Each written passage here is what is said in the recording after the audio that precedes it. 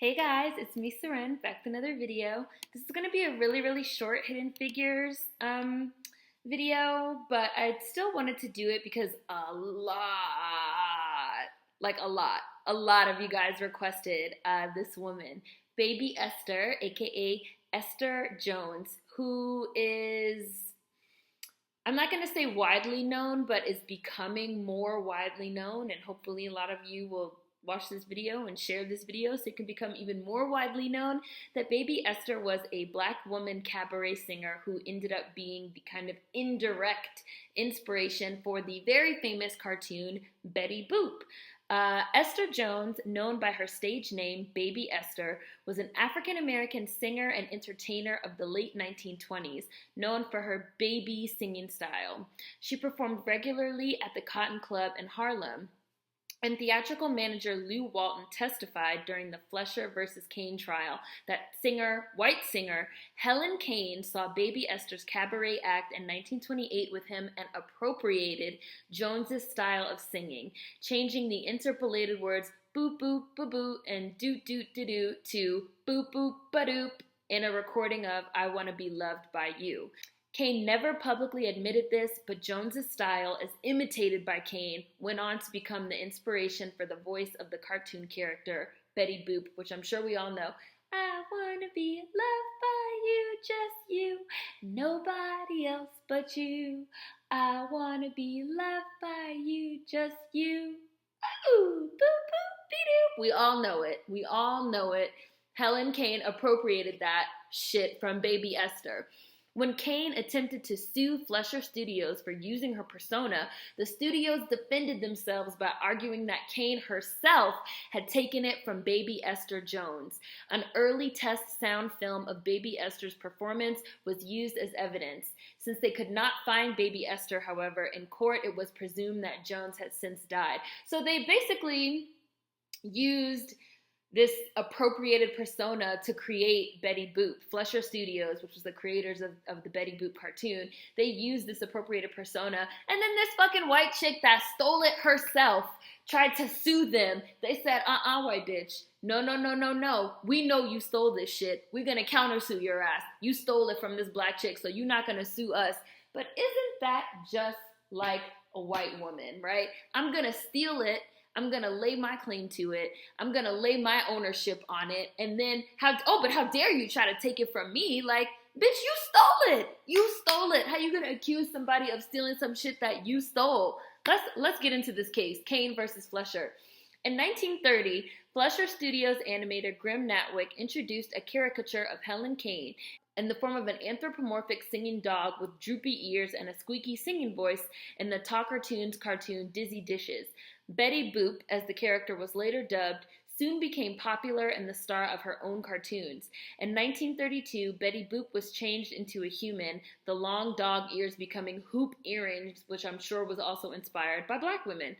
In May 1932, Helen Kane filed a $250,000 lawsuit against Max Fleischer and Paramount Publics Corporation for exploiting her image. Bitch, that wasn't your image. Charging unfair competition and wrongful appropriation in the Betty Boop cartoons. The nerve, the audacity. This woman had some balls. Contending that Betty Boop's boop-boop-a-doop style constituted a deliberate caricature that gave her unfair competition. The trial opened that year in the New York State Supreme Court, with Kane and Betty Boop films being viewed only by the judge. The defense argued that Kane had taken the idea from black singer Baby Esther, and evidence was produced that Kane actually derived the singing style from watching Baby Esther perform at the Cotton Club several years before the creation of the Betty Boop character. Theatrical manager Lou Walton testified for the defense, stating that in 1925, he coached a young Negro child named Esther, teaching her how to interpolate her songs with scat lyrics, boop-boop-a-doo and doot-doot-a-doo, which Kane later reused as her trademark boop-boop-a-doop. Jones's manager testified that he and Kane had seen Baby Esther's act together in April 1928, and just a few weeks later, Kane began to boop, like Betty Boop. Paramount was able to prove that Kane did not uniquely originate or have claim to the Betty Boop style of singing or look. Baby Esther herself was said to have since died, and after a 2-year legal struggle, Max Fleischer located a sound film made in 1928 of her performing, which was introduced as evidence. Judge Edward J. McGoldrick ruled the plaintiff, Helen Kane, has failed to sustain either cause of action by proof of sufficient probative force, and in his opinion, the baby technique of singing did not originate with Kane. Esther Jones is now spoken of mostly in the context of her contributions to Betty Boop's vocal stylings, and jazz studies scholars often refer to Jones as Betty Boop's black grandmother. And it's wild to think that, like, she was presumed dead. We really have no idea what happened to this woman, but it's like she was the inspiration for this, like, super famous cartoon. So it's like, could she have had a case? She's the one that probably could have got that $250,000 that Helen Kane tried to fucking file for, because she was the one that inspired the cartoon.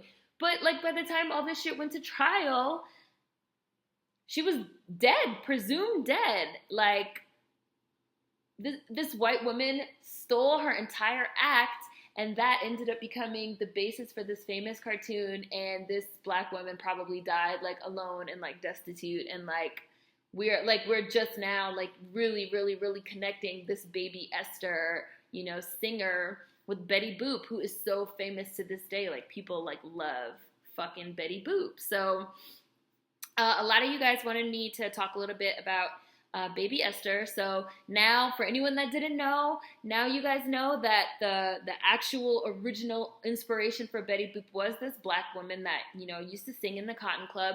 And it just goes to show you, you know, appropriation, cultural appropriation is rampant, and this is why it matters. People are like, oh, why does it matter if somebody appropriates a hairstyle or a singing technique, Adele, or, you know, like, why does it matter? There's bigger things to worry about and blah, blah, blah. It's like, no, like, these things are important too, because this just goes to show how we are erased. We are erased from history. We are appropriated, and then we are erased to the point where this white woman thought it was perfectly fine for her to fucking sue Paramount for this shtick that she herself stole. Like, well, I'm white, so I gotta be right.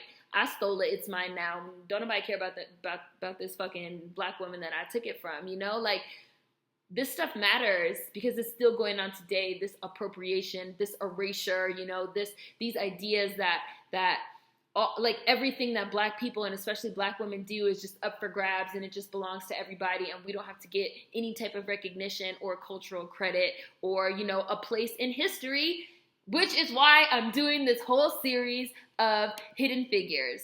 So thank you so much to everyone that suggested Baby Esther. Hopefully you guys enjoyed this video. We are almost done with Hidden Figures. Food for thought as always. See you guys tomorrow. You guys are going to miss seeing my face every day. Peace.